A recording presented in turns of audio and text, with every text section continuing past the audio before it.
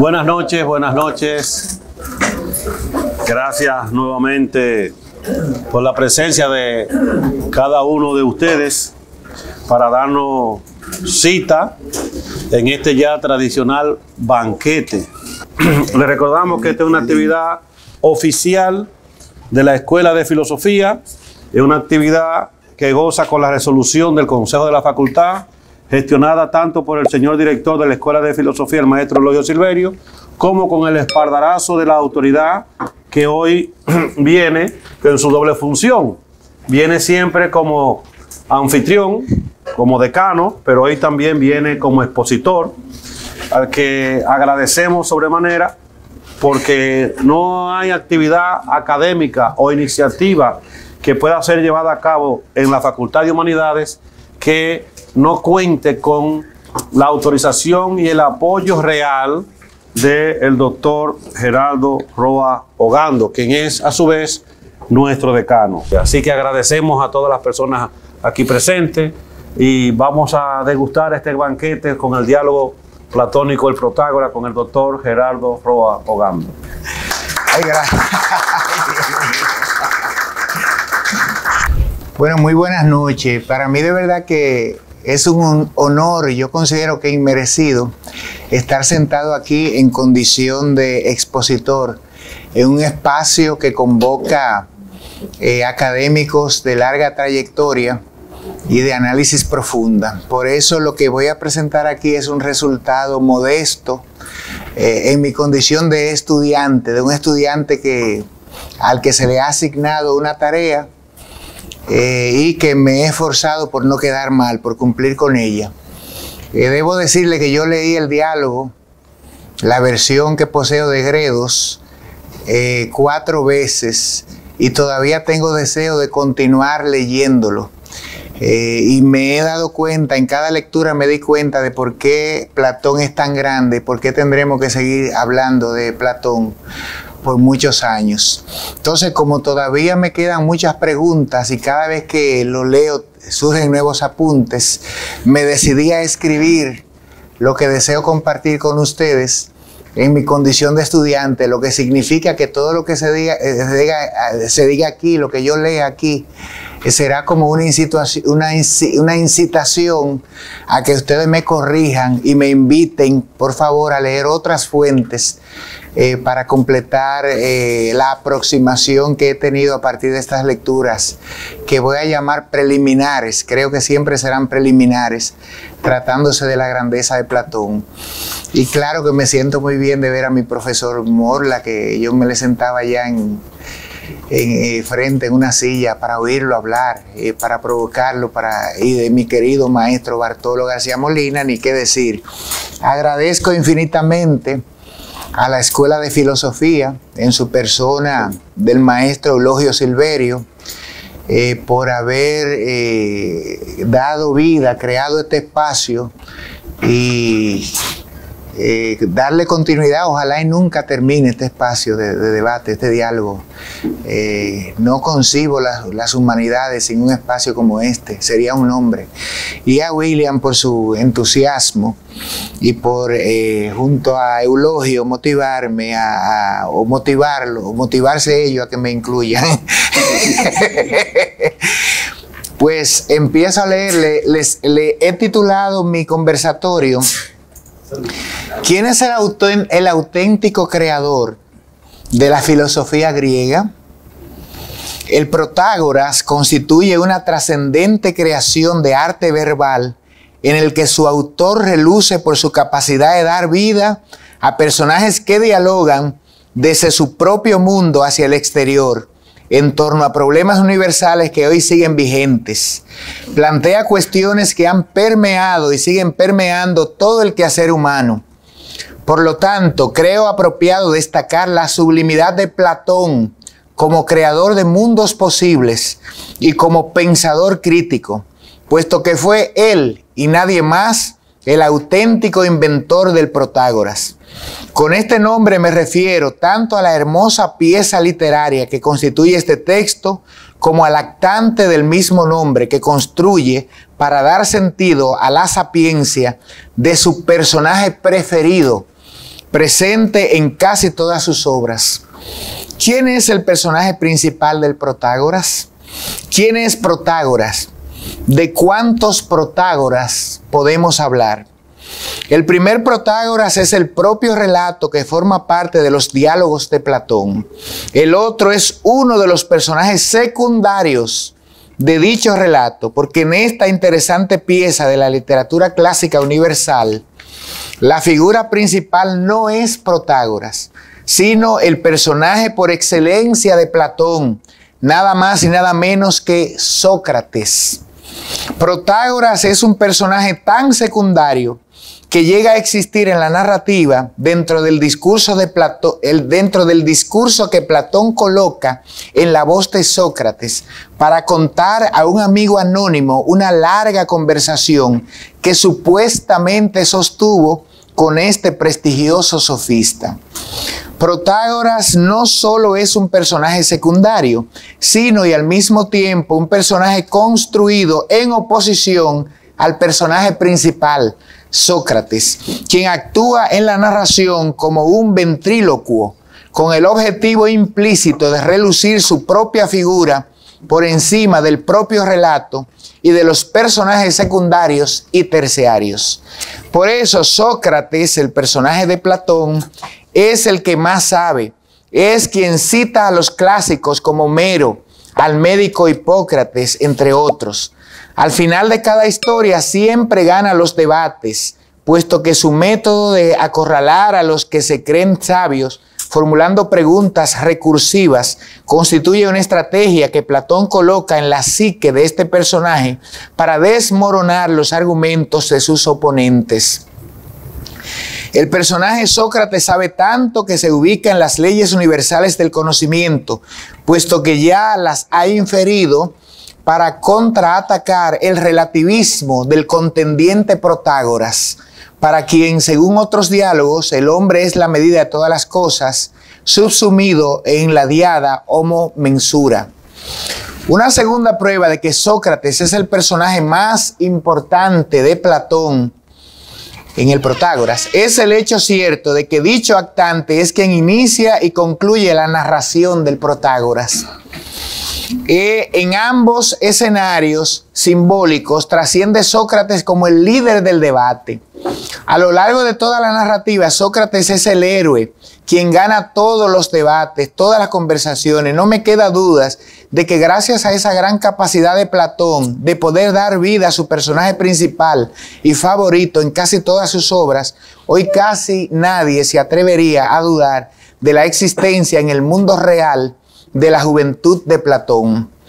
Es Platón quien da a conocer a su personaje favorito con mayores niveles de certeza, ya que Aristófanes presenta un Sócrates sofista y mezquino, doble moral, aunque en la apología de Sócrates el inmenso maestro Platón coloca personajes que lo acusan de haber pervertido a la juventud, de no creer en los dioses de la polis y de molestar a los funcionarios públicos, poniendo en evidencia su ignorancia sobre lo que dicen que son sin saber lo que son.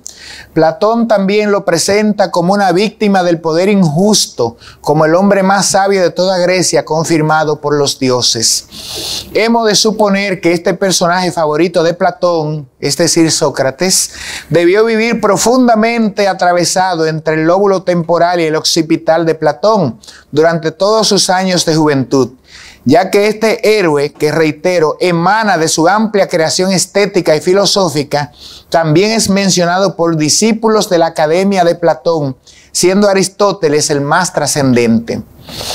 En Protágoras, el texto al que todos llamamos diálogo, Platón es quien otorga la capacidad de lenguaje a Sócrates, ya que todas las acciones tienen lugar dentro del relato de Sócrates frente a un amigo suyo, cuyo nombre no se oferta en el texto.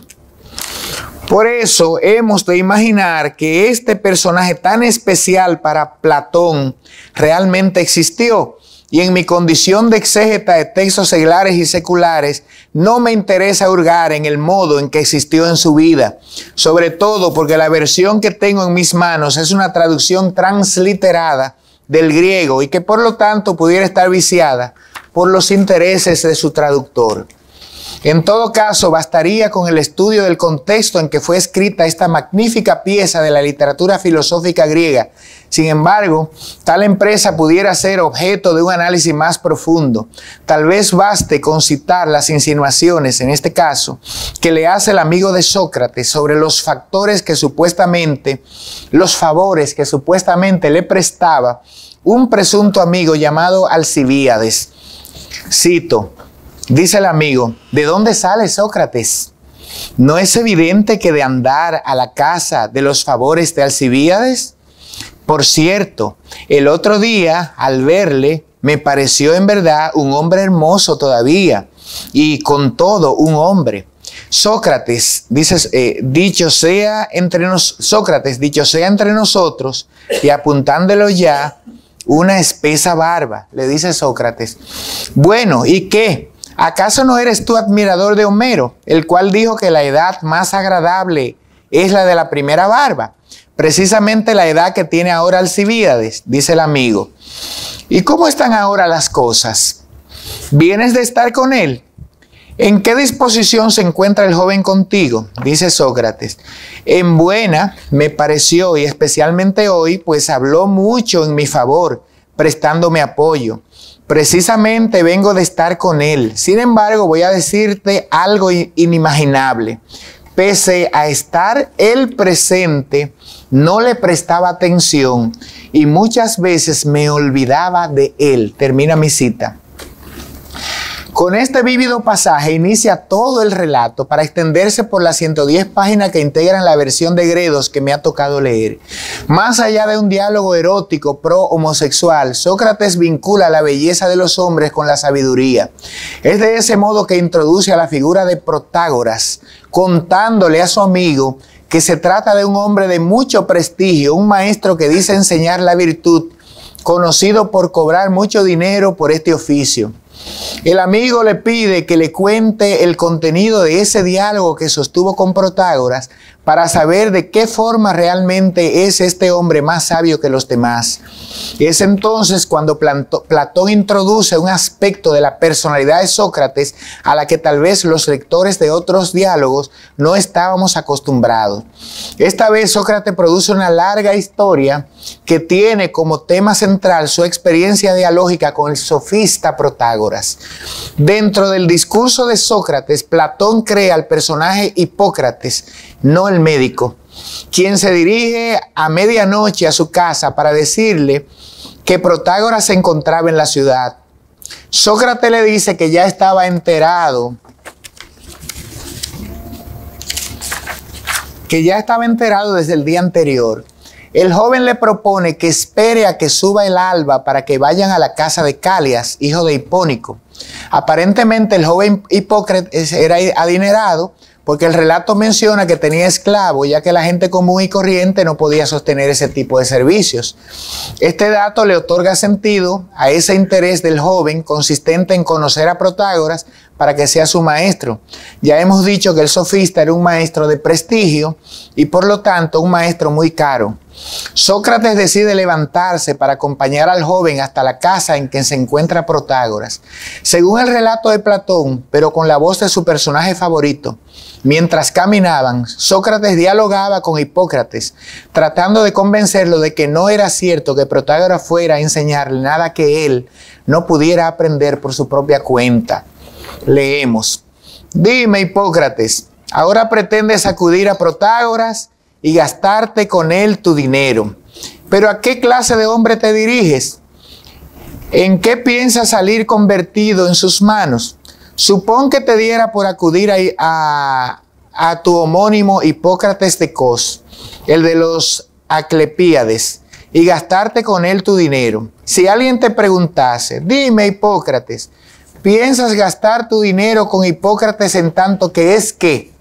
¿Qué responderías? Respondería en tanto que es médico. ¿Y para convertirte en qué? En médico, responde Hipócrates.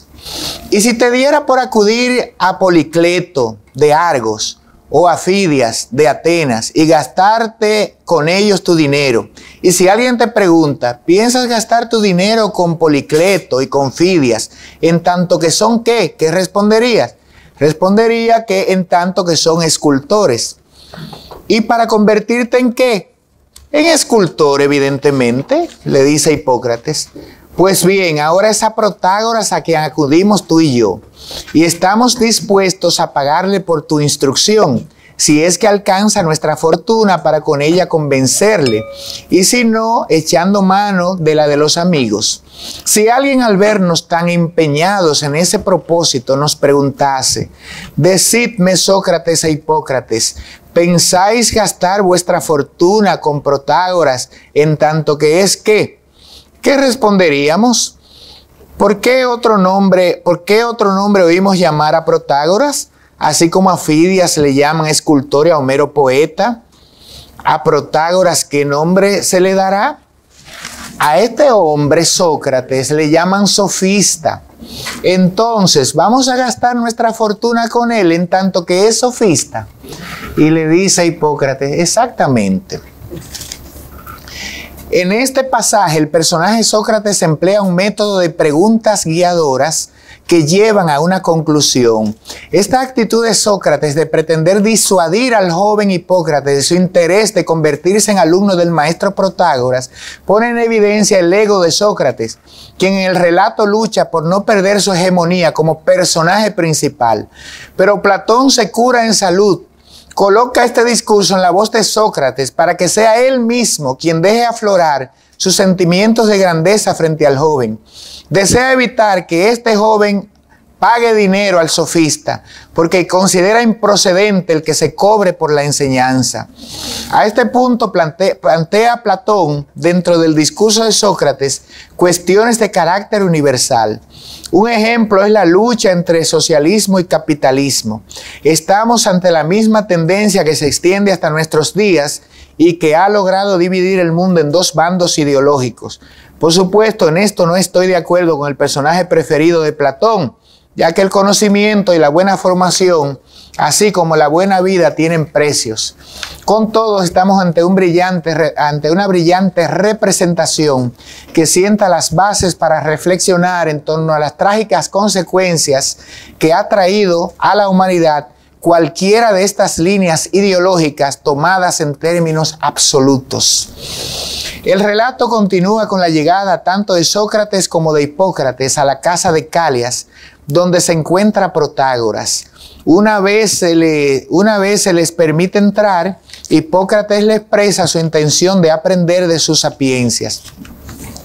Protágoras le dice que cada tiempo que pase, él será una mejor persona, que por las tardes será más sabio que lo que fue por la mañana, y que cada día será superior de lo que fue el día anterior. Sócrates le dice que eso no lo hace un maestro, porque el cambio es la dinámica espontánea de la vida, es como yo lo veo, mi paráfrasis. Le pide insistentemente que le explique cómo es posible enseñar la virtud, puesto que cree que lo único que puede ser aprendido es la ciencia, por lo que entiende Sócrates que la virtud no puede ser enseñada. En este debate identifica una segunda cuestión de carácter epistemológico que sigue siendo objeto de argumentos y contraargumentos entre académicos y académicas del presente. ¿Cómo es posible enseñar la virtud si estamos ante aptitudes que se adquieren de forma espontánea?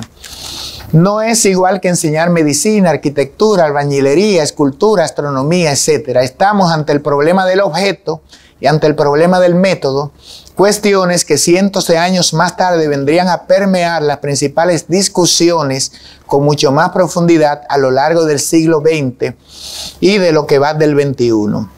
Ligada a esta discusión entre Sócrates y Protágoras, relucen dos factores que a mi modo de ver conforman el concepto de condición humana a través del cual analizo el pensamiento de Thomas Hobbes en el Leviatán, en la religión entre los límites de la mera razón de Kant y en el contrato social de Jean-Jacques Rousseau.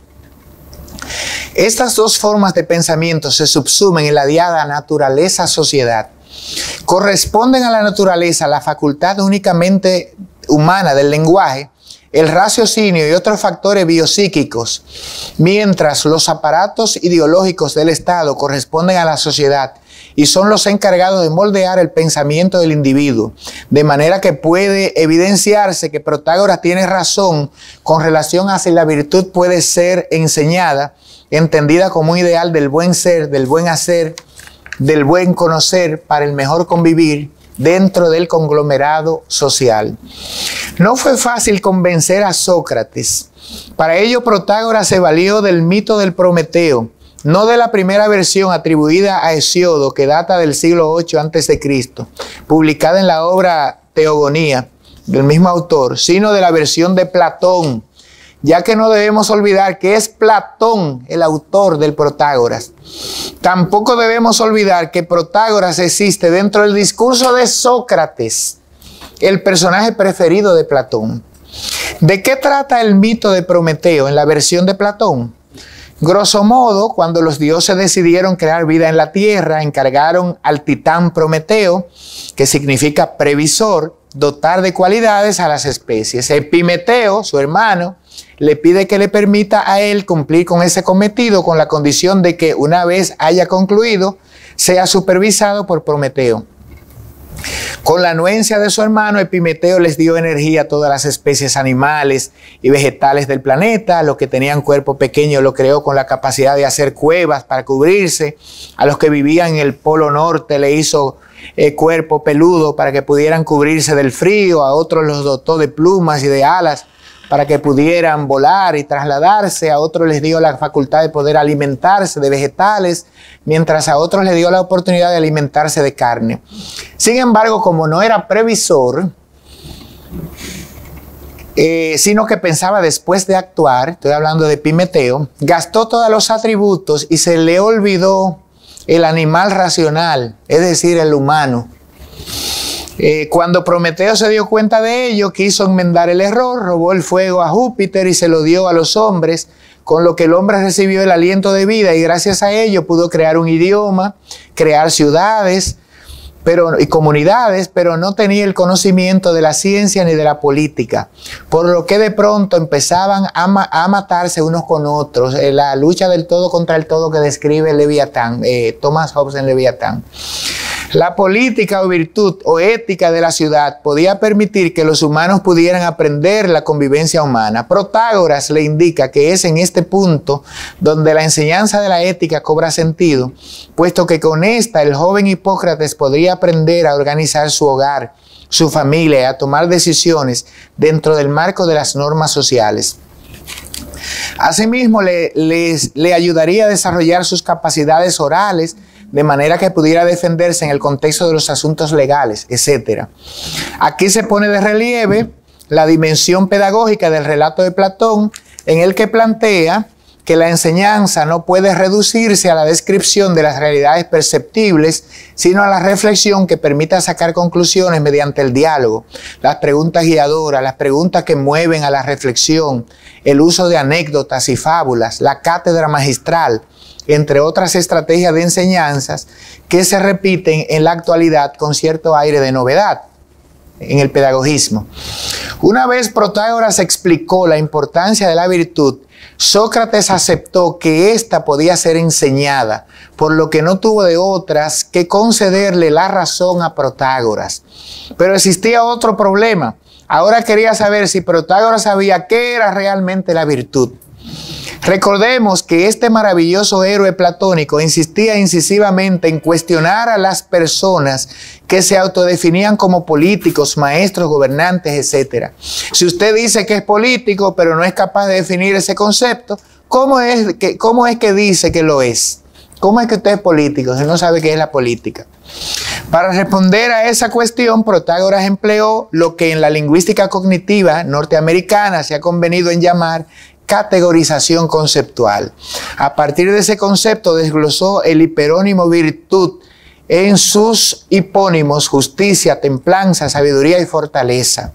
De todas ellas dice que no puede faltar la justicia, punto en el que Sócrates encontró debilidad en la concepción de Protágoras, puesto que si la virtud, entendida como ideal del bien ser, del bien conocer, del bien hacer, del bien convivir, es equivalente solo a la justicia sine qua non, soslayando los hipónimos templanza, sabiduría y fortaleza, significa que la concepción del sofista es débil, según Sócrates. Es esta debilidad que aprovecha Sócrates para erigirse en el héroe del relato de Platón. Ya había establecido que el discurso de Sócrates se encuentra un punto de inflexión al dejarse convencer de Protágoras sobre si la virtud podía ser enseñada. Sócrates es 20 años menor que Protágoras, pero en la argumentación ni la edad, ni el estatus social, ni el prestigio deben ser criterios para determinar quién tiene la razón en un debate, tal cual lo ha explicado Jürgen Habermas en la Ética del Discurso, y que Platón lo tenía muy claro al colocar a Sócrates, claro, no a Habermas por cuestiones temporales, al colocar a Sócrates como el héroe, su personaje favorito, mientras Protágoras es solo un personaje excusa que sirve para elevar hasta la cúspide a su personaje principal. Fíjese que el diálogo concluye con la alabanza de Protágoras a Sócrates. No solo lo alaba, sino que predice que llegaría a ser el hombre más sabio de toda Grecia. Y en consecuencia, Sócrates se lo cree y asiente en sentirse satisfecho por la conclusión preliminar del diálogo. Sin embargo, no podemos perder de vista que estamos ante la versión de Sócrates sobre la supuesta conversación que sostuvo con Protágoras. ¿Por qué Platón nos pone a escuchar solo la versión de Sócrates de esa conversación? ¿Por qué tenemos que creerle a este personaje al que Platón otorga voz en detrimento del personaje secundario llamado Protágoras, con relación a ese cuento, al relato, a la historia que le hace? ¿Por qué debemos conformarnos con la versión de Sócrates? Así es, Protágoras no tiene voz propia en el relato, y a mí en particular me gustaría escuchar la voz de Protágoras para ver si su versión coincide con la de Sócrates, porque recuerden que Sócrates que está hablando con el amigo, contándole su conversación. Mientras tanto, nos resta conformarnos con la función que Platón le otorgó a este personaje secundario, según se expresa en los últimos intercambios comunicativos del relato. Cito: dijo entonces Protágoras: Sócrates, alabo tu celo y tu manera de exponer los razonamientos, pues yo, que según creo, no tengo otros vicios, lo que no tengo ni mucho menos es envidia. Por eso ya tengo dicho de ti delante de mucha gente, que de todos los que trato, y en especial de todos los de tu edad, es a ti a quien más admiro. Y añado que no me sorprendería que llegaras a ser un hombre famoso en sabiduría. Por lo que respecta a estas cuestiones, las dejamos para otra ocasión, para cuando quieras. Por ahora basta, puesto que tengo que atender otros asuntos. Dice Sócrates: pues entonces hagamos, si te parece, como dices, porque también yo, como dije, hace tiempo que tenía que haberme marchado, pero me quedé por complacer al noble Calias. Después de intercambiar estas palabras, nos fuimos. Ahí concluye el diálogo. Él cerró, no dice más nada, ahí concluyó. No tengo tantos elementos para decidir si Sócrates existió o no existió en la realidad real de la vida de Platón. Del Sócrates que sí puedo hablar es del creado por Platón en esta obra y en otras. Salvo error de mi parte, parece ser Platón el auténtico creador de la filosofía griega, de sus diálogos, de las imágenes, de las palabras, de las imágenes de los personajes y del mundo. Por eso me pregunto, ¿por qué si es Platón el maestro del lenguaje literario y del pensamiento de los personajes de sus obras, se divide la filosofía occidental en presocrática y socrática? ¿No sería más virtuoso, en cambio, que se hablara de filosofía preplatónica y filosofía platónica? Son preguntas. Otro aspecto que merece la pena destacar en el Protágoras es el oficio del sofista, el cual consistía en hacer a las personas idóneas para que aprendieran. Por ejemplo, argumentar en público y así poder defenderse ante un tribunal, ya que para el tiempo aproximado en que Platón escribió esta importante pieza literaria, la defensoría técnica en los tribunales no existía, fue en Roma. que se desarrolló, era la defensoría material. La apología de Sócrates así lo muestra, puesto que el personaje de Sócrates debió defenderse de forma material frente a los 3 detractores que lo acusaban. No sabemos si en algún punto de la vida del personaje favorito de Platón haya aceptado la enseñanza de los sofistas en lo relativo al desarrollo de la retórica para defenderse ante un tribunal. En todo caso, sería simplista pretender atribuir su condena a una incompetencia comunicativa de un personaje que ha sido inmortalizado como el más sabio de Grecia. Jamás deberíamos olvidar que dicha sabiduría atribuida por la divinidad a Sócrates es creada por Platón en su relato, por lo que de nuevo reitero la tesis de que el verdadero maestro es Platón y no Sócrates. Por otro lado, parece que dentro de los lóbulos temporales de Platón no existía la figura femenina. Al menos en el Protágoras no se hace ninguna alusión mínima a una mujer. Y he escuchado en este mismo escenario cómo se suele atribuir esta insinuación de machismo de Platón al contexto sociohistórico en que éste vivió, a saber, una sociedad patriarcal en el discurso y en la práctica. Sin embargo, el politeísmo griego contiene diosas muy hermosas y poderosas, entre las que se cuentan Hera, Atenea, Artemis, Demeter, Perséfone, etc. Asimismo, Platón posiblemente conocía en la mitología griega las amazonas, mujeres guerreras que se destacaban por sus habilidades para cabalgar, pero Platón ignora a las mujeres en su relato, al menos en los que he leído. Incluso cuando coloca el mito de Prometeo en la voz de Protágoras, a través de su personaje favorito, Sócrates, ignora la función de la titana Minerva, cómplice con Prometeo en robar el fuego a Júpiter para dar la facultad de pensar y de crear al humano. En definitiva, estamos ante un exquisito texto literario y filosófico, cuyas ideas son actuales y pertinentes. No es posible en un modesto análisis como el presente llegar a ninguna conclusión definitiva. Planteo, por lo tanto, la lectura de este y otros diálogos platónicos a partir de los méritos que por justicia le corresponden al sujeto creador y no al personaje creado por éste. De no haber sido por Platón, posiblemente nadie en Occidente pudiera hablar hoy de este personaje tan especial al que algunos no se atreven a refutar. Entonces, tal vez la pregunta con la que titulé este breve ensayo tenga algún sentido. ¿La recuerdan? ¿Quién es el auténtico creador de la filosofía occidental griega? Yo solo sé que no sé nada.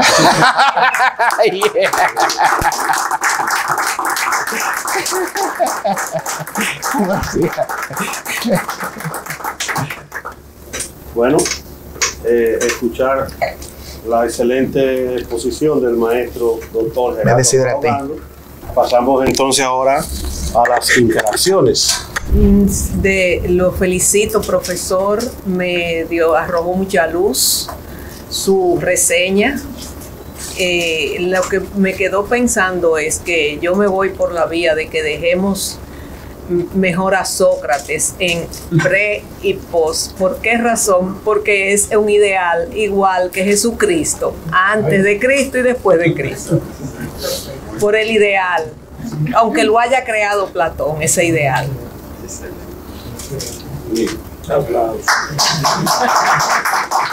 de acuerdo, sí. Felicitar al doctor Gerardo Roa. Realmente me siento muy contento y si cabe el orgullo también. Yo soy tal vez un degustador de los detalles en la lectura. Y porque cuando estudiaba teoría de la lectura, aprendí que si uno no hace representación, cuando lee y escucha, porque los buenos lectores, y no que yo sea buen lector, pero que los buenos lectores tienen que hacer representaciones de referente cuando leen o cuando escuchan. Entonces, uno leyendo estos diálogos y escuchando al doctor Roa, se transporta y se va a una polis, no le quiero llamar aldea, pero más o menos, sin compararla con el presente, donde el conocimiento es la pasión, es el entretenimiento, lo es todo. Y aunque se habla de que la filosofía o la enseñanza peripatética con Aristóteles, yo creo que es justamente con Platón, porque todos están caminando dialogando, discutiendo, todo. Aun cuando estén en un recinto, o si no, por la poli, por la ciudad. Y uno se imagina, yo que soy campesino, y que tuve esa experiencia que tal vez muchos de ustedes han tenido de amanecer leyendo. Yo sé que Alejandro, sin duda, o resolviendo un problema. Y uno ve cómo se pasea y ve a este muchacho a despertar a Sócrates. Y de verdad que uno se emociona como el conocimiento, como la inquietud de eso, lo que hemos pasado por ahí. Y el doctor César Augusto Zapata nos comentaba, nos recordaba una anécdota de una conversación entre Freud y Jung, no sé si la recuerdan, de que hablando y hablando, discutiendo entusiasmadamente, le dice Freud, la conversación está muy interesante, pero ya está amaneciendo. Qué emoción siente uno cuando el conocimiento está así centrado en la vida. Y por eso yo no me he cansado de saludar el que se habla en espacio como este. Fíjense que mientras el doctor Roa hablaba, todos estábamos expectantes, como el conocimiento es el centro. Y yo decía en un programa que la solemnidad es importante, y refería a esto, donde el que viene se le admira, se le respeta, pero por ser portador de conocimiento. Que estos son como un templo donde se adora el conocimiento, donde las personas se le reverencia porque es portadora del conocimiento. Y en una sociedad como esta, donde la mayoría muestran un desprecio olímpico hacia el conocimiento, hay que resaltarlo a propósito para hacer el contrapeso. Y esa lectura también polifónica de ver cómo el entretenimiento, sabíamos que en esa época ya había el teatro, pero fíjense que el conocimiento aquí, la didáctica, parece teatro también, porque hay actuación, hay representaciones y sobre todo centrado en que darle respuestas a inquietudes. Entonces esos detalles de que haya ciertos espacios que puede ser la universidad, pero que no debe quedarse en la universidad, donde el conocimiento sea el motivo para la gente estar entretenida. Ustedes saben que hay toda una tendencia de un llamado pensamiento positivo, donde lo que no es divertido, hay un libro maravilloso que se llama La Happycracia, que lo que no es divertido no va para parte. Bárbara Gray escribe que sonríe o muere, como que todo tiene que ser feliz, como que si un profesor está dando una cátedra magistral es aburrido. Yo digo, cuando me dicen aburrido, ¿para quién? Aburrido para el que no ama el conocimiento. Claro que no es que yo soy un defensor del aburrimiento y la rigidez. Yo lo que digo es que no todo debe ser chiste y chercha. Que para el que le interese el conocimiento, lo que más reclama es que se le ofrezca clase con calidad. Que da pena que en las aulas universitarias, señores, no se está citando a nadie. Se está hablando casi del sentido común, por lo menos lo que yo veo en grado. Y lo que veo en los resultados, los estudiantes ignoran de dónde provienen las ideas que repiten, por el empobrecimiento. Por eso yo saludo estos espacios, saludo la ponencia del doctor que nos motiva, nos pone en contacto. Yo creo que eso es uno de los objetivos, porque el conocimiento es inacabado, el plato es inagotable, como muy bien dice él, de manera, como dice el doctor Roa, que un objetivo importante es motivar incluso la relectura para quienes lo han leído, motivar a repensar esto y sobre todo uno sentir que está dentro de una comunidad de aprendizaje. Así que esos detalles a mí me fascinan. El último detalle es el concepto. Hoy hay un concepto que ustedes lo han oído, que es la sabiosexualidad, donde personas de las alumnas se pueden sentir deslumbradas y atraídas por su profesor, por su discurso y por su profesora también, donde la sabiduría concita cierto tipo de sexualidad. No sé si esa teoría sea bien o mal, pero uno la ve aquí. Fíjense que como le tira, diríamos nosotros, la chinita a Sócrates, que está detrás de Alcibíades. Y él dice, ni caso de, más o menos, palabras, ni caso de irse. Yo estaba tan entretenido, pero con otro que era más hermoso. ¿Pero por qué? Dice, por la sabiduría. Y él dice que la sabiduría hace más hermoso a la gente. Y concluyo con una palabra de José Martí. Dice que tanto en un museo de héroes, él se quedaba embelesado y decía, hasta hermoso de cuerpo. Bueno, ese diálogo está raro, parecen como los sea. hombres cuando luchan por la libertad. Parece que existe también el sexo heroísmo. Gracias.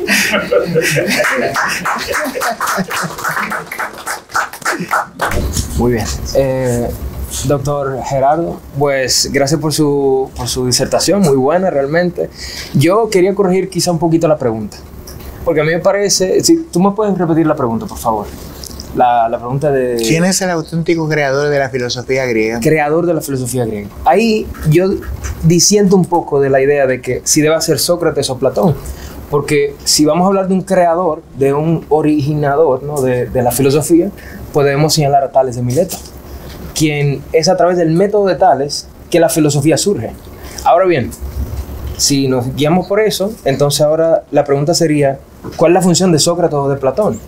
Yo diría que sería del mayor divulgador de filosofía, porque a través de él, a través de la academia, que la filosofía como que resurge de una forma que nunca antes llegó a influir tanto en la sociedad. O sea, Tales tuvo su influencia política, científica, no sé, social, pero como Platón, pues ninguno. O sea, al día de hoy, todos los filósofos que siguieron después de él vienen por una tendencia, una influencia platónica. Así que yo diría que fuese más bien la pregunta si fue Platón o Sócrates los mayores influenciadores de filosofía de Occidente. Quizá no los que originaron la filosofía, pues en la parte de origen, desde mi punto de vista, y como también menciona en el libro de Diógenes Laercio, el método de filosofía inicia a través del método de Tales. Por esa parte sería bueno cambiarlo, pero y traté esa parte justamente porque usted mencionaba el asunto de que como Sócrates durante su discurso con Protágoras hablaba de la conceptualización, o lo que yo llamo conceptualización, por el asunto de la justicia, el término justicia. Es muy bueno esa parte para mí personalmente. El profesor acaba de mencionar cómo nuestra sociedad vive ahora mismo una tendencia de superficie, como por la superficie de las cosas. Hace unos años, un video de YouTube te duraba 1 hora. Hoy, un video de YouTube te dura 5 minutos. De TikTok, 1 minuto, 30 segundos, 15 segundos. Y hay hasta de menos. Nos estamos como acostumbrando tanto a ver videos en Instagram, pasarlo uno tras de otro, con cosas sumamente superficiales, informaciones rápidas, atrayentes, pero sumamente superficiales. Y estamos dejando de lado entonces la profundidad de las cosas. Nos embaucamos demasiado en esa burbuja de informaciones rápidas, pero la profundidad la dejamos de lado. Esa idea de Sócrates de querer profundizar en los términos, en qué es la política, y qué es lo que tú llamas política, y qué es la justicia, y que a veces nos embaucamos en un discurso que queremos decir una cosa, pero no nos damos cuenta de lo que estamos diciendo. Y nos centramos quizá en una idea general, abstracta y como aérea, pero para dar el significado total sería muy bueno profundizar sobre ellas. Y yo creo que la filosofía sería el mejor camino, ¿no? para ayudar para eso. ¿Me puedo responder? Claro. Bueno, lo primero que doy aquiescencia, tanto en su forma como en el fondo, a su comentario y a las observaciones que me hace. Yo también, cuando estaba eligiendo el título, lo borré muchas veces. Sin embargo, quise hacerlo en forma de pregunta, precisamente para eso, para que me surja la pregunta aquí. Ya yo sé que Tales de Mileto, usted me ha hecho ese aporte. No me voy a conformar con esa respuesta, sino que me la llevo. para entonces seguir profundizando. Igualmente, considero pertinente aclarar que yo no estoy denostando la figura de Sócrates en mi ensayo. Yo estoy hablando cuando hablo del texto que se me asignó a leer, de lo que hay ahí, como un producto de la mente de Platón. No dudo en modo alguno de la existencia de Sócrates en la realidad real de su época, porque si no hubiese existido, vaya invento, ¿verdad? Tremendo invento. Yo entiendo que sí, que debe existir elementos y que los hay, porque habría entonces que contrastar la edición de Aristófanes, Las nubes, por ejemplo, uno de esos textos que contrasta, que enfrenta la versión de Platón, por ejemplo, en la Apología, y lo que dice Jenofonte, pero tiempo después el discípulo de Platón, Aristóteles, lo refiere. Entonces hay evidencia de que si yo creo que así como existe evidencia de que Jesucristo fue un personaje de la historia, de la vida real, de lo que yo no estoy seguro de los milagros, asimismo Sócrates debió ser un maestro, y yo cuando leía esto pensaba en mi querido maestro Celso Benavides, que escribió muy poco, y ya en su edad, en sus últimos años, decía, mira, escriban, me decía, síguele los pasos a Bartolo, escriban. Yo no lo hice, fue un error, lo admito, me dijo así. Pero es importante porque hay que dejarle a las futuras generaciones esas ideas que puedan. Yo pensaba en Benavides cuando leía, que por el hecho de que Benavides no tenga así una vasta producción, no quiere decir que no marcó una generación de... Y así mismo hay muchos profesores aquí en la Escuela de Filosofía, en todas las escuelas, que no se interesaron nunca por escribir un texto, porque no tenían esa idea de darse a conocer a través de textos. Sin embargo, viven en la mente de esos profesores que marcaron. Así es que yo asumo esa postura. Lo que yo dije es en el relato, no es en la vida real, es en el relato, en la construcción. Yo lo vi porque mi formación es filológica, más filológica que filosófica. O sea, yo no lo voy a analizar como lo haría un filósofo, como lo harían ustedes, porque no tengo esa formación, no llego ahí.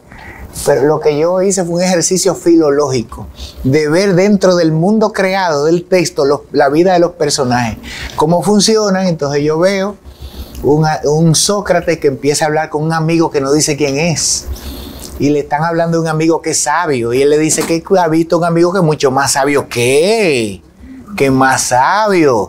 Sí, es Protágoras, y hablamos muchísimo, por eso no le hice caso a Alcibíades. ¿Cómo va a ser? ¿Y quién es? Es Protágoras. Yo no lo conozco porque la última vez que él vino yo estaba pequeñito. Pero cuéntame, Sócrates, que ahora mismo te lo digo. Y entonces le hace su historia, la versión de Sócrates que él le dice. O sea, mi análisis va en torno a eso. Pero yo respeto mucho esa parte de la existencia de Sócrates, sí. Sí. Yo entiendo que en el diálogo Protágoras hay un encuentro de dos discursos, ¿no? Está el discurso de Sócrates, que defiende el principio de no contradicción, poniendo siempre en contraste a Protágoras. Este discurso propiamente que es filosófico. Y tenemos el discurso de Protágoras que celebra la contradicción. Cuando pone un ejemplo, partamos de los poetas y todos los grupos lo aplauden. Cuando Sócrates en el diálogo decide irse, si Protágoras va a continuar con sus discursos, digamos, grandes arengas, porque defiende el principio de contradicción, donde pone al discursante a contradecir su mismo discurso. Sí. Ese de que el ser no es y del que el no ser es. Entonces, el discurso retórico que tuvo sus inicios con los sofistas, lo continuó Sócrates. Y con Sócrates y los sofistas, la filosofía tiene un cambio, porque el principio de contradicción no fue puesto en duda en Tales de Mileto, Anaxímenes, Anaximandro, Parménides. Ese discurso, aunque no se defendía el principio de contradicción, ese es un discurso que estaba defendido por ejemplo, el agua de Tales era un agua que existía siempre, que no venía de la nada. Era un agua que no desaparecía, era un agua ingénita e imperecedera. Y así encontramos el aire de Anaxímenes, encontramos el ápiro de Anaximandro. Parménides habla de que el ser es del que el no ser no es. Tal vez lo único que encontramos con más contradicción ahí es a Heráclito, pero a nivel de filosofía, el principio de contradicción, ese discurso filosófico que no defiende al hombre, sino que defiende a la naturaleza, es como céntrico, presenta un discurso que lo continúa un poco Sócrates, pero en otro orden. Porque Sócrates, el discurso que continúa fue el que iniciaron los sofistas. Los sofistas no hacen... antes de los sofistas no hay política, ni se estudia al hombre. Lo que se estudia es la naturaleza.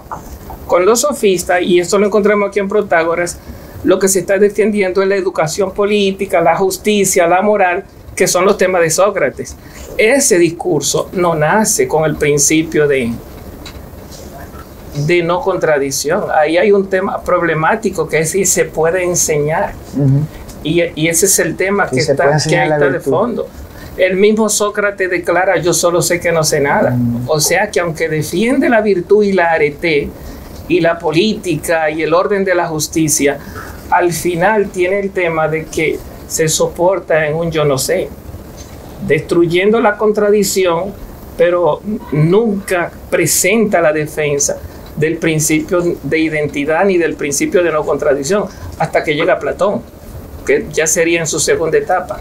Yo lo que veo ahí un poco es encontronazo, y en ese sentido me opongo un poquito al amigo acá defendiendo un discurso presocrático. Claro que es presocrático, hay una filosofía presocrática en sentido temático, y hay una filosofía posocrática que ya, aunque la verdad que defiende, ¿cómo se llama? Sócrates, yo solo sé que no sé nada, estaba defendiendo una posición que no era dual, de que sé y no sé, no, él sabía que no sabía. Era una ironía, porque si tú eres político y no sabes qué decir, entonces tú eres el político y no sabes definirlo, pues entonces yo solo sé que no sé nada. Un día, ustedes me ayudan, porque yo estoy como estudiante de esta área. ¿Cómo puedo yo estudiar el pensamiento de Sócrates? O sea, cuando yo estudio a Sócrates, a partir de las obras de Platón, ¿estudio el pensamiento de Platón o el pensamiento de Sócrates? ¿O el pensamiento de Platón sobre Sócrates? ¿O es el pensamiento como tal? ¿Por qué yo tengo que creerle a Platón? Bueno, pero esa es la única autoridad que hay ahí. Porque nosotros somos autoridades más lejanas. De hecho, todo lo que sabemos lo sabemos porque nos lo enseñaron.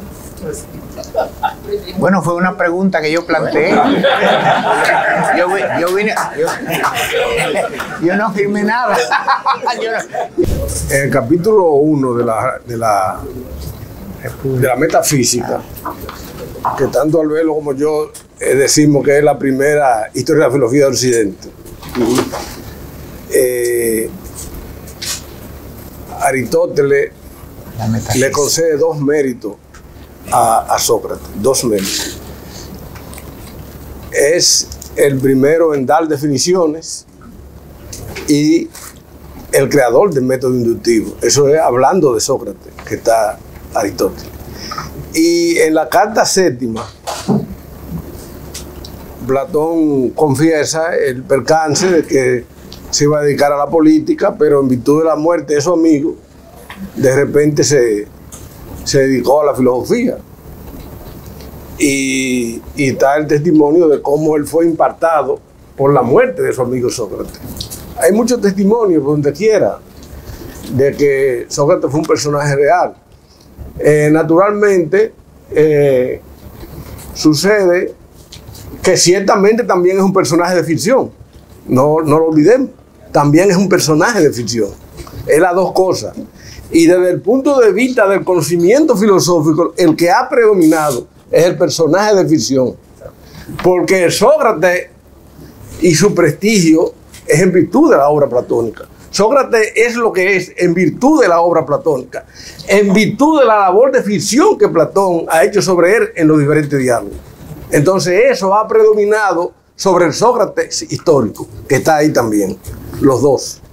Ahora, para la filosofía, fundamentalmente podemos caminar con el Sócrates de ficción, porque ahí es que están sí, el aporte fundamental está ahí. No nos afecta en nada que se diga que Sócrates no anduvo por la calle de Atenas. En nada nos afecta, para nada. Nosotros sí sabemos, cuando nos metemos a estudiar la parte que es de Sócrates, que en las raíces yo hago un esfuerzo por presentar cuál es la parte de Sócrates y cuál es la de Platón. Por ejemplo, Sócrates cuenta que un día andaba por la calle de Atenas y se encontró con una obra de un tal Anaxágoras, titulado Sobre la naturaleza, y que él compró el libro por 2 dracmas. Eso lo cuenta naturalmente Platón de Sócrates. Se puso a leer el libro y allí se encontró con que Anaxágoras dice: el nous, la razón, gobierna el mundo. Sócrates le fascinó eso, se volvió loco, y desde ahí Sócrates tomó como principio clave que orientaba todas sus investigaciones, era la razón y la búsqueda de lo universal. Eso pertenece a Sócrates y no a Platón, que quede claro aquí, eso está bien clarito. Interesante. Y Sócrates hay un giro de un antes y después, pero eso es un problema de los historiadores de la filosofía. Eso no tiene que ver ni con Sócrates ni con Platón, que esté claro aquí. Eso es un problema de los historiadores de la filosofía, que entienden que la filosofía, alguien ya lo mencionaste, hay un momento que estamos preocupados por el problema de la naturaleza. Fíjate que todas las obras fundamentalmente eran tituladas sobre la naturaleza, sí, porque el hombre lo que está estudiando es el cosmos, el mundo exterior. No se ha descubierto el pensamiento en su interioridad aún todavía. Y el hombre, lo que hay de razón es para ver el mundo exterior. Entonces el giro antropológico se asocia con la figura de Sócrates. Porque esa expresión que se lleva y se trae de que solo sé que no son nada, es un problema de la interioridad del conocimiento. Tiene que ver más que con el mundo exterior, tiene que ver más con la autorreflexión. Evidentemente, eso está bien clarito. Solo sé es un saber, sí, es un saber, no es una ignorancia, o no se confunda. Solo sé que no sé nada, es un saber. Es un saber, no es un desconocimiento, no es una ignorancia. Es importante. Obviamente, tiene muchas interpretaciones. Yo me molesté ahora y recogí como 5 o 6 interpretaciones del solo sé que no sé nada de Sócrates. Una de ellas es no tomar a la ligera, sino que reflexionar las ideas, no asumir una actitud rápida frente al conocimiento. Otra es una respuesta frente a los mismos sofistas que se creían los campeones del conocimiento. Puede ser, esa es muy válida, una respuesta a la tradición sofística, que vivían ahí andando por el mundo creyéndose que eran los campeones del saber y vendiendo conocimiento, que son los antecesores de nosotros, los profesores. Ellos fueron los primeros en cobrar por paga. Claro, los primeros en cobrar por paga fueron ellos. Ellos fueron los antecesores de nosotros, los maestros, los profesores. Claro, ellos fueron los primeros. Nosotros somos cobradores por paga. ¿Cómo nos paga la universidad? Los libros son caros. Ellos son los antecesores de nosotros. Pero yo menciono eso, pero yo lo que quería era centrarme en la figura de Protágoras, que se corre riesgo de que se pase por alto el valor de la figura. Protágoras es la figura central de la sofística. Se entiende que es el príncipe de la sofística. Ya en algún momento hablamos de Gorgias o de la retórica. Ahora estamos hablando del Protágoras. Y en la parte que yo hablé de la República, ahí están los sofistas metidos de manera importante. Es decir, la sofística fue un movimiento, una ilustración en el mundo de Grecia que lo cambió todo. Yo he dicho que, y creo que estaba escrito por ahí, de que ellos fueron los que crearon la subjetividad necesaria para el surgimiento de la filosofía de Atenas, que sin la sofística no surge la filosofía de Atenas. Porque ellos fueron los que pusieron en movimiento a todo el mundo, armaron una especie de corre-corre. Porque estábamos asumiendo muchas cosas como normales, como reales, conocimientos que estábamos asumiendo que eran verdaderos. Y ellos comenzaron con su labor crítica. Hay una labor profunda de ilustración. Ellos representaron un momento de la ilustración allí. Ellos son los portadores de la introducción del relativismo en Grecia, que comenzó como un relativismo cultural y después se hizo relativismo epistemológico. Está bien clarito, con las tesis de Gorgias, de Leontini, que ya de alguna manera se ha hecho ilusión aquí, sobre el ser, solo que no existe nada, que yo cuánto. Entonces eso es relativismo epistemológico, pero ellos eran filósofos itinerantes, que andaban de ciudad en ciudad, vendiendo sus conocimientos, vivían de eso. E incluso ese Protágoras llegó a decir, no, pero yo transmito mis enseñanzas y si quieren no me paguen por adelantado. Después que yo le dé mi conocimiento, si ustedes ven que llámenme y páguenme. Oigan lo confiado que estaba él en la importancia de lo que él transmitía.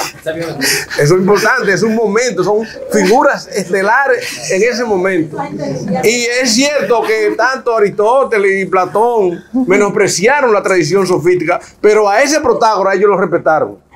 Eso está recogido también, que respetaron a ese Protágoras. Entonces, ¿qué es lo que hay en el fondo? Oigan bien esta parte.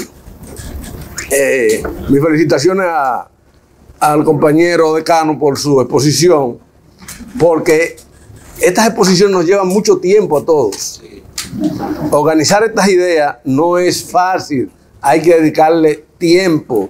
No es fácil organizar el conocimiento.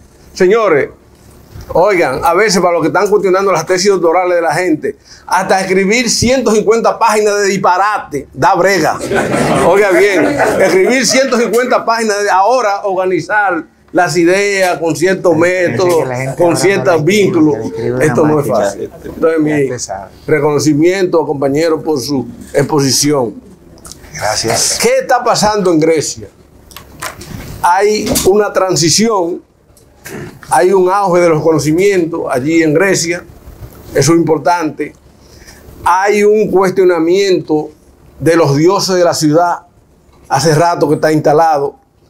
Ya había pasado por Grecia la figura del fundador de la escuela de Genófanes de Colofón, que es un crítico de esos dioses de la ciudad. Había asumido ya la idea de un dios universal. Entonces, ¿qué pasa? Lo más que se destaca en la figura de Protágoras, y ahí ya con eso voy a terminar, es la irreverencia del discurso protagórico. Lamentablemente no llegaron los libros completos de él. Hay muchísimos títulos. Debió haber sido una figura muy interesante, que escribió muchas obras, pero que se perdieron. Eso es lo que se asume. Pero hay dos frases que quiero mencionar aquí, que siempre que se hable de él debería de mencionarse, porque él de lo poco que ha llegado. Una la mencionaste en la exposición, de que el hombre es la medida de todas las cosas, de las que son en tanto que son, y de las que no son en tanto que no son. ¿Cómo mensura? La pregunta es de eso. ¿Eso tiene valor para los tiempos actuales? Sí. Claro. El hombre se creía ya en ese entonces y sigue creyéndose hoy como medida de todas las cosas. Pero hoy es fácil plantearlo o que transcurra en la cultura ese elemento. El problema es que en aquel momento plantear eso era un desafío. Eso es lo que yo quiero decir. Era un desafío. Porque hasta ese momento lo que se asumía era que Dios era la medida de todas las cosas, no el hombre. Y ahí es que está el problema. No, Dios, los dioses. Por eso no es casual. Oigan bien, oigan esto. Por eso no es casual que Protágoras, que también hay que decirlo aquí, esté dentro de los mártires de la filosofía. Porque la embarcación donde él iba zozobró en alta mar y él murió. Porque cuando se planteó, se le pidió su opinión sobre los dioses, él lo que dijo: sobre los dioses no puedo decir si existen o no existen. Dos razones me impiden dar una opinión al respecto. Uno, la complejidad del problema. Dos, la brevedad de la vida misma. Y se armó el corredero. Entonces, ¿dónde está el problema del asunto? Es la irreverencia de esta gente que están cuestionando valores de la cultura que están estatuidos de manera oficial. La figura central de estos diálogos, ustedes saben que es Platón. Pero los diálogos todos son son diálogos sobre Platón. Todos los diálogos que estamos discutiendo aquí, que lo escribió Platón. ¿Qué pasa con Platón? Que Platón hizo filosofía al igual que Descartes, respetando la tradición, no chocando con la tradición. Ambos lo dicen. Parece que Descartes lo cogió de Platón. Los dos dijeron que hacían filosofía respetando la tradición. Pero los sofistas, a la cabeza de los cuales, con estos términos, está el propio Protágoras, hicieron filosofía y respetando la tradición. Muchas gracias.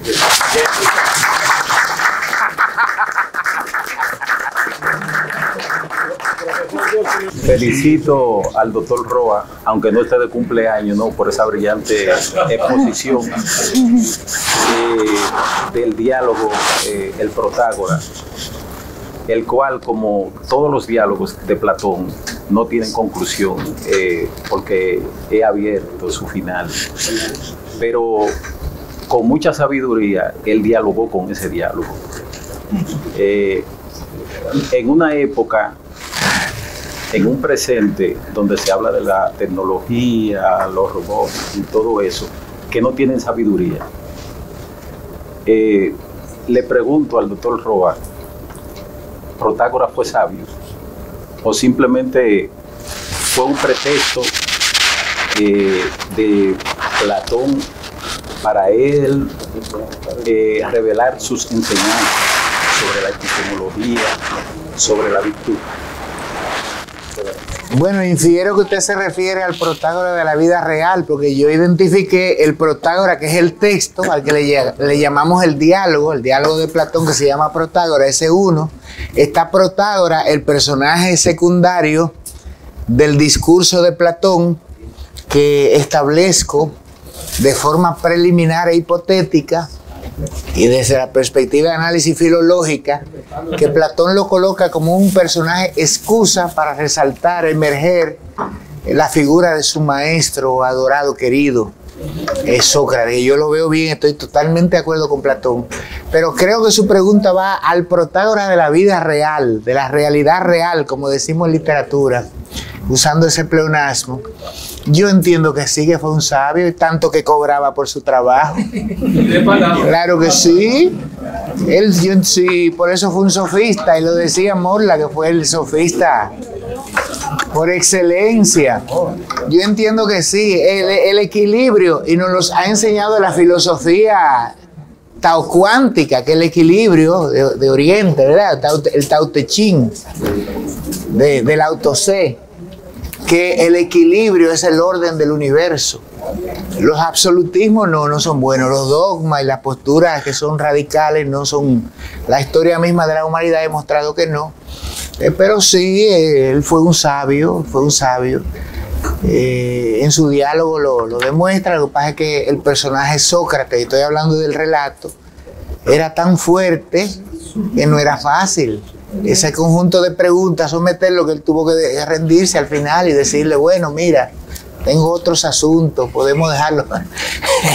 Pues Sócrates no era fácil. Doctor Marcos Zavala. Muchas gracias por la oportunidad. Ahorita se hablaba de la filosofía presocrática y platónica. pero yo veo que en la filosofía, en sentido general, hay una conexión.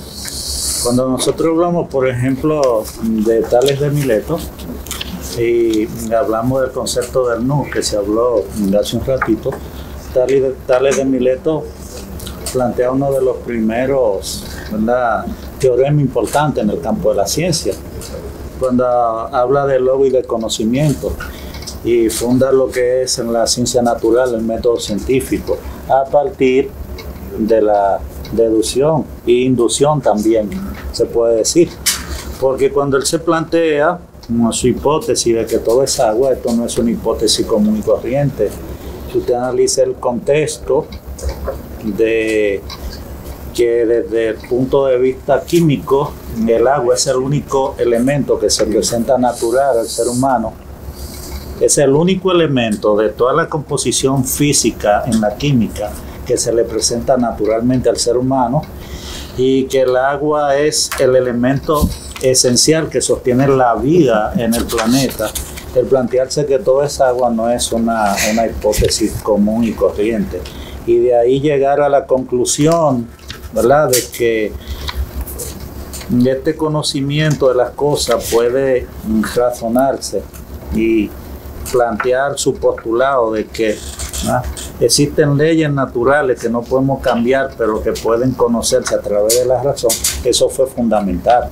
Y a partir de la reflexión filosófica, no solo de la ciencia, de Tales, surge la filosofía en sentido general. Por eso a mí, cuando yo hablo de filosofía, no me gusta hacer una separación conceptual del concepto de presocrática o socrática, porque si revisamos la teoría atómica que desarrollaron Oppenheimer y Einstein, viene de la filosofía de Demócrito, que también, entonces, cuando tú revisas la temática de la filosofía, todo en sentido general la aplican a temáticas que son importantes en la ciencia en la actualidad.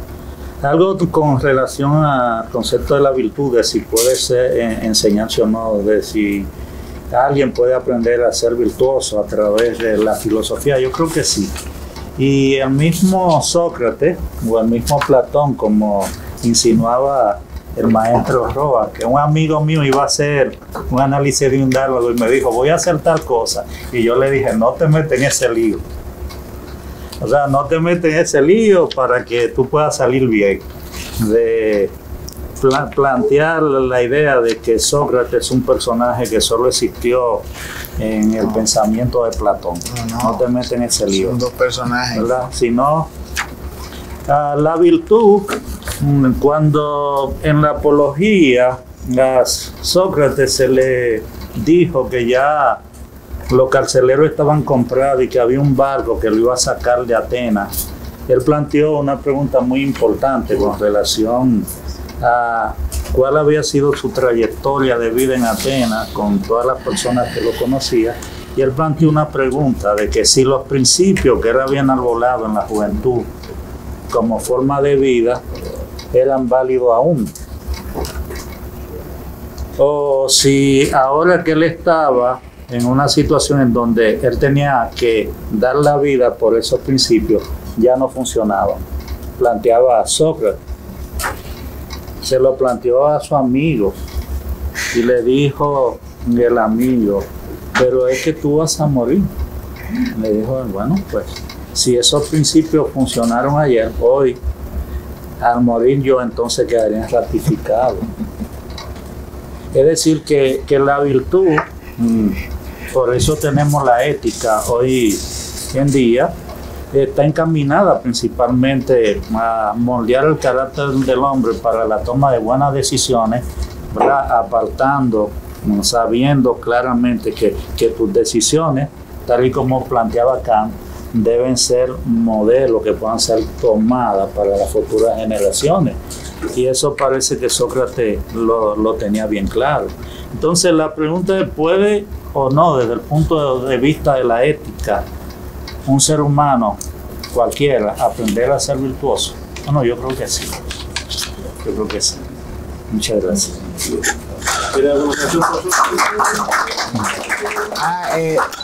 Platón, discípulo de Sócrates, ¿cuál sería ese método para perfeccionar lo de su maestro, a través del diálogo? Para que haya un diálogo, que se necesita una tesis y una contradicción, ¿verdad? ¿Ok? O una postura y la contradicción. Y desde ahí, pienso yo, para él desarrollar su técnica, su método, tenía que crear esos dos tipos de personajes. ¿Cuáles son esos dos personajes que son contradictorios? Protágoras y Sócrates. Muy bien. Estoy de acuerdo con usted, maestra. El Protágoras, y con Morla. El Protágoras es una figura importante, muy significativa en la historia, tanto el Protágoras de la historia real como el Protágoras del relato del creado. Insisto que es Platón, claro que Platón es un gran maestro, como usted acaba de decir. Si él pudo reproducir Morla lo dijo ahorita, ese método dialógico de Sócrates, porque él conocía bien, aprendió bien de su maestro, y recuerda que fundó hasta una academia, fundador de una academia, de una generación de discípulos. Y bueno, a Bartolo, decirle que yo no yo aclaré que es una transliteración, que no opinaba nada, que es una transliteración del griego que pudiese estar viciada en menor o mayor grado del traductor, porque las traducciones transliteradas sufren de eso, de que pueden estar viciadas del que hace el trabajo de traducción. Pero yo no insinué que Sócrates fuera homosexual, no, sino que en el diálogo ese es su problema.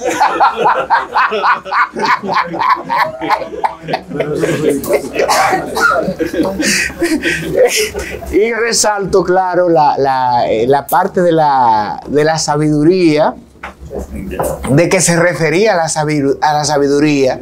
Posiblemente estuvieran hablando de la sabiduría en esos términos, pero oye, como ese traductor lo hizo, pudiera parecer que estuvieran hablando, y cuando leemos la historia de Grecia, pese al politeísmo, era muy permitida la conducta homosexual hasta en reyes, con el hecho de que hacían eunucos para satisfacer sus deseos personales. Entonces por eso traté de hacerla, pero no me metí en eso, respetando esa parte de... Como 7 diálogos, ¿no? Como erotismo. Sí. No lo estamos inventando. No necesariamente yo puede derivar que haya una práctica homosexual, pero que hay un homoerotismo. Sí, yo entiendo que es una estrategia de Platón, hasta darle un toquecito, porque la literatura tiene esa facultad y esa misión de recrear ese goce estético, de colocarle esa parte que sea, vamos a decirle, morbo simbólicamente, ¿verdad? Para que atraiga. Muy interesante. A mí me ha encantado porque yo vine aquí, la esposa mía me dijo, mira, Ada, ella me está oyendo por ahí, me dijo, te van a caer a palo, no te pongas a leer eso allá. Muchacho, léelo otra vez y refínalo. Yo le dije, no, yo lo que voy a hacer es forma de pregunta para crear una incitación y que sean ellos los que dialoguen, que son los que más saben. Yo creo que se ha logrado el objetivo. Sí, un argumento contrario. En el banquete, Alcibiades se queja de que él en sucesivas ocasiones insistió en acercarse a Sócrates y que Sócrates siempre lo trató con indiferencia. Se lo llevó para la casa y se puso a hacer lucha olímpica. Bien. Bueno, agradecemos entonces al doctor Geraldo Roa por este banquete. Les invitamos entonces para el miércoles 27 de noviembre, que seguimos con el sofista. Bien, gracias a todos por estar presentes.